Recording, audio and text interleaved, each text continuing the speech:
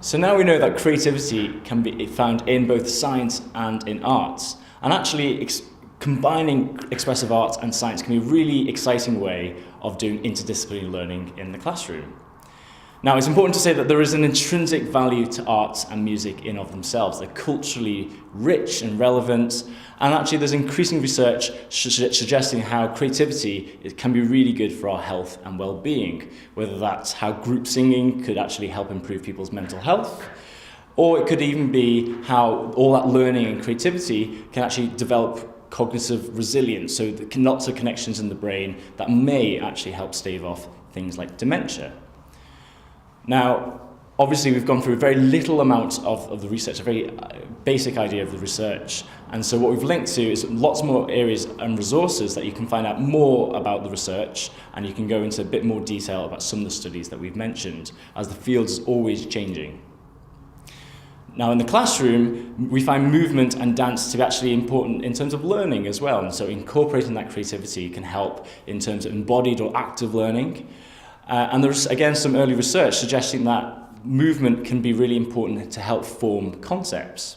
It's really good practice in the classroom to be mixing learning styles, so that might be kinesthetic of movement, visual or listening styles, but it isn't true necessarily that it's good to assign a single learning style to an individual learner, because even if someone has a preference, it's actually important to be mixing up. So variety is really important when it comes to learning in the classroom.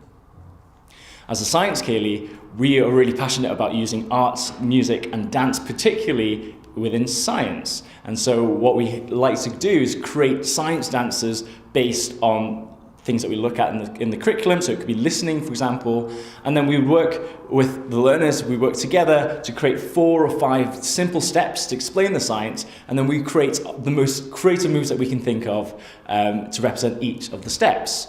So for example, you may want to break down listening into 5 or 4 steps, so how sound enters the ear, how it hits the eardrum, it goes to the hammer, anvil and the stirrup, it goes into the cochlea, and then finally all the way to the brain. And so what we can do as a class is develop a move for each of these steps.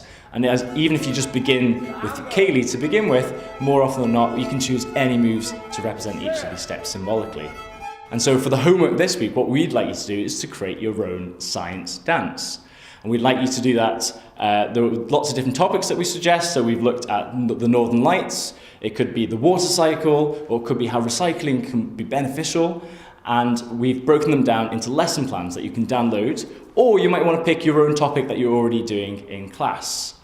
And then we'd like you to create a science dance around that. And so again, we've got music, we've got lesson plans and activity sheets to help support that. And then we'd love to see what you've come up with. So feel free to share them on the forum, or if it's permissible, to tag us on social media, either the Dynamic Earth team and the Science Ceilidh team. And I can't wait to see what you guys come up with.